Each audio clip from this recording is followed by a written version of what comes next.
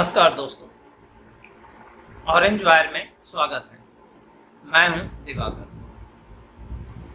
आज मैं बात करूंगा जब मानवीय त्रासदी को एक हथियार के रूप में राजनीति में और अपने वैचारिक युद्ध में इस्तेमाल किया जाता है तो सत्य की हत्या कैसे हो जाती है। मैंने पिछले वीडियो में भी कहा था कि नक्सल और जिहादियों से अर्थात वामपंथियों से और जिहादियों से इस पूरे विश्व के काफिरों को यह सीखने की आवश्यकता है कि मानवीय त्रासदी को कैसे वेपनाइज किया जा सकता है, कैसे उसे हथियार के रूप में इस्तेमाल करके अपने दुश्मन को परास्त किया जा सकता है, उसके सामने नई चुनौती पेश की जा सकती है और उससे उपजे हुए विक्टिमहुड को, उससे उपजे हुए विक्टिम कार्ड को संसार के सामने, समाज के सामने खेलकर अपने अनर्गल और अन्यायपूर्ण बातों को आम लोगों को समझाने में सफल हुआ जा सकता है। और इसका एक अर्थ तब यह भी है कि सत्य का गला दब जाता है, सत्य की हत्या हो जाती है। मणिपुर के केस में अभी यही हो रहा है। इस संदर्भ में मैं यहाँ चर्चा करना आवश्यक समझूंगा। ठीक मणिपुर के वीडियो जो कि एक हथियार के रूप में वामपंथियों और जिहादियों के द्वारा इस्तेमाल किया गया अंतर्राष्ट्रीय षड्यंत्र के तहत, ठीक उसके बाद बंगाल से वीडियो आती है। ठीक वही पीड़ा, वही मानवीय त्रासदी, वही महिला उत्पीड़न की घटना है। बिहार से कुछ घटनाएं आती है, उसमें भी महिला उत्पीड़न की बातें समान है, एक जैसी है। राजस्थान से महिला उत्पीड़न की घटनाएं आती है जिसमें पूरा का पूरा परिवार को जला दिया जाता है और ऐसे अनेक उदाहरण हैं। फिर इसके ऊपर राजस्थान में गहलोत सरकार का एक मिनिस्टर अपनी ही सरकार के खिलाफ एक बयान देता है कि भाई राजस्थान अभी महिला उत्पीड़न के इसमें राजस्थान नंबर 1 है। इतनी महिला उत्पीड़न हुआ है अभी कुछ हाल के दिनों में केवल राजस्थान में, और खास करके हिंदू महिलाओं का, उसमें वो नंबर 1 है। इतना कहना था विधानसभा के पटल पर, विधानसभा के फ्लोर पर, गहलोत साहब ने उसे मंत्री पद से बर्खास्त कर दिया, मंत्री पद से मुक्त कर दिया। ये दिखाता है दोहरापन, ये दिखाता है कि कैसे आप एक ही घटना को दो रूप में व्यक्त करते हैं या उसकी व्याख्या करते हैं।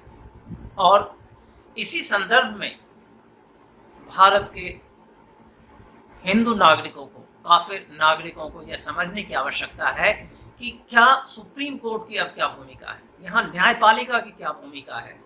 मैंने पिछले वीडियो में भी कहा था, बंगाल में लोग मरते रहे और सुप्रीम कोर्ट ने उसको न्याय देने से मना करता रहा। आज जब सुप्रीम कोर्ट बहस के दायरे में है, समाज में लोगों के बीच खड़ा है, तो समाज पूछना चाहता है सुप्रीम कोर्ट से कि क्या इन घटनाओं पे सुप्रीम कोर्ट है भारत में?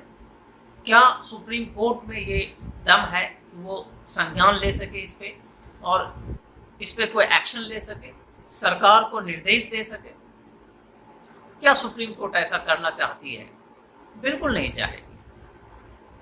मैं बार बार स्पष्टता से कह रहा हूँ, बंगाल की महिला उत्पीड़न, राजस्थान में महिला उत्पीड़न, ये दोनों जगह की महिला उत्पीड़न की जो घटनाएं हैं, इसमें मुख्य बात है यहाँ हिंदुओं के ऊपर उत्पीड़न हो रहा है। पीड़ित महिलाएं हिंदू हैं, इसलिए विश्व में किसी को भी इस पे ध्यान देने की आवश्यकता महसूस नहीं होती है। चाहे वो भारत का हिंदू राजनेता हो, सुप्रीम कोर्ट हो, न्याय व्यवस्था हो, या मीडिया हो, या फिर अंतर्राष्ट्रीय स्तर के जो बड़े ह्यूमन राइट्स के चैंपियन बनते हैं वो हो, क्योंकि उसके लिए ये फायदे का विषय नहीं है। ये वो लोग हैं जो पीड़ा में भी फायदा ढूंढते हैं, जो इनकी संवेदनहीनता इतनी उच्च कोटि की है कि ये पीड़ा में भी फायदा ढूंढते हैं। जब उसमें फायदा राजनीतिक, सामाजिक और वैचारिक स्तर पे उनको फायदा दिखता है तब वो इसमें कूदते हैं, अन्यथा उसे कोई लेना देना नहीं है। ये बाहर से तो अपने आप को संवेदनशील दिखाने में सफल होते हैं इन माध्यमों से, लेकिन असल में भीतर से इनकी संवेदन शून्यता की पराकाष्ठा है जो इन बातों से झलकती है। इसलिए भारतीय समाज को, खास करके भारत के हिंदू समाज को ये समझना पड़ेगा ये वैचारिक युद्ध किस तरफ जा रहा है।